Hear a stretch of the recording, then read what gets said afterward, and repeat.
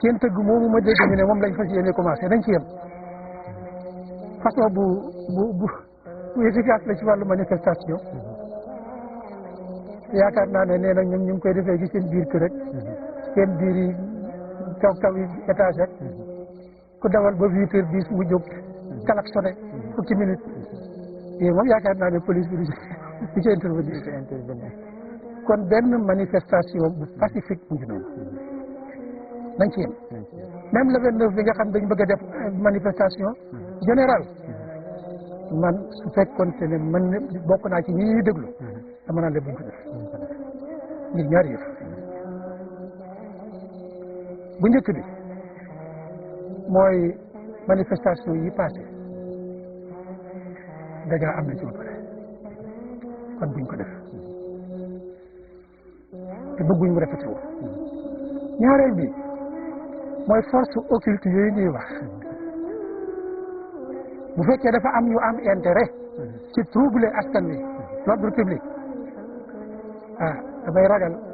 manifestation bu réyee noonu ñu dugal ci seen loxo def ay yàq-yàq su boobaa yu bëri mën na caa judd élection yi ñu doon wax sax mën na ñàkk am te élection maanaam ñooñu yor ay force occulte yooyu am intérêt ci troubler l'ordre public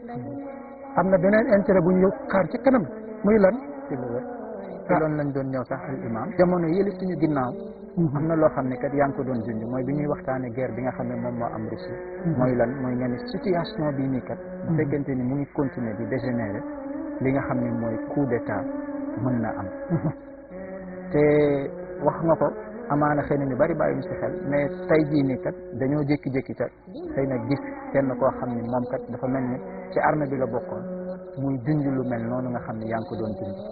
ci la kat nit ñu bari nag commencé ni jël mbir mi nag au sérieux al imam moo tax ñun si la ñuy laaj ñu ni bu fekkente ni situation bi nii la demee nii nga xam ne manifestation sur manifestation mu mel ni kat réew mi kenn contrôle est-ce que kon coup d'état maanaam ba armée bi maanaam ñëw jël nguur bi du nekk comme di gën déedéet coup d'état man armée bi jël nguur bi man moom laa doon ragal naka jekk dama ko doon ragal ndax France actuellement fii ci Afrique dafa dem ba xam ne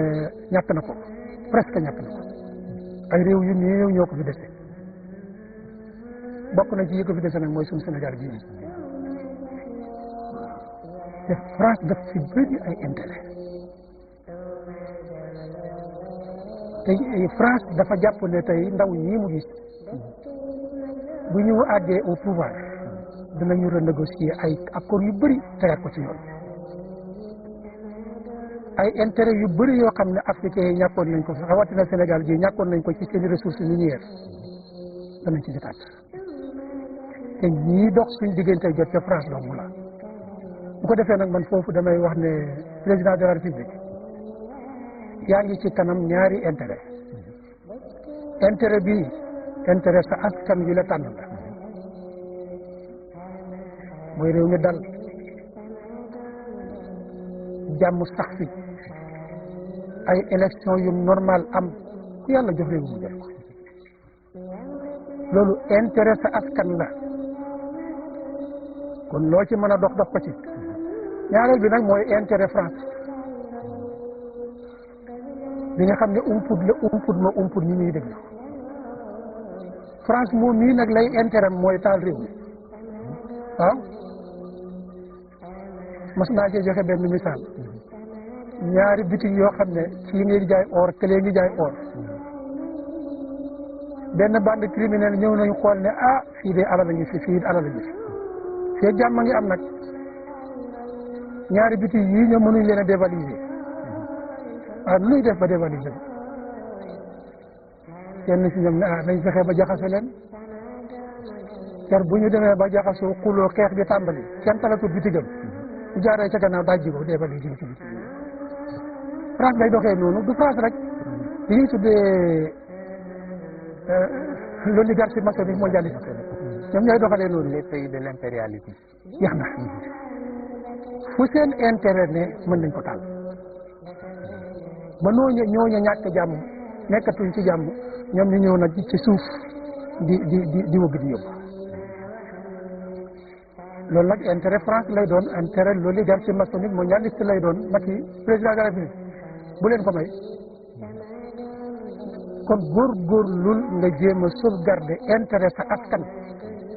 te bul ubbi mukk buntu boo xam ne intérêt ñee ñoo cay juddoo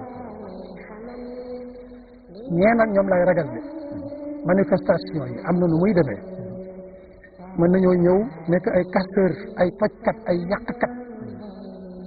mos nañ fee def ay waxtaan yu yàggoon ay l'an 2015 ci wàllu le vrai visage de l'Algérie doon wane ñoom Jamal Zeytouni ni ñu nekkee ay ndaw yoo xam ne ñi sax ay góor jigéen lañ woon waroon leen tëj à vie mujj gi ñu jël leen dugal leen ci biir fiis ndax boobu fiis lakkal na leen ñuy def ay dégâts yu ne ci biir réew mi ci marché yi ñuy exploser église yi rey mawaan yi yëpp ñu koy askane fii te fekk na déedéet l'oligarchie maçonnique mondialiste bi ñu recruter ay ndaw assurer leen seen sécurité jox leen arme ba mu doy sëkk saa yu manifestation amee ñu jóg yàq bu manifestation amul ñu dugg ci marché yi jàkk yi di taal loolu nag opposition bi nañ ci bàyyi xel moo tax nañ nekkaale ci seen tëgg nii bu ko defee nag durant ñu nekk seen tëgg moomu manifesté wu 24 heures sur 24 bis bu seet ñu korno dañ ko yegg foofu moom yaakaar naa ne kenn mënu ci dugal du ci bokkut macha allah bu ko defee nag su boobaa ñun ñii nga xam ne nag ñooy waa réew mi di magi réew mi moom laa doon dindi ci biir nañ jóg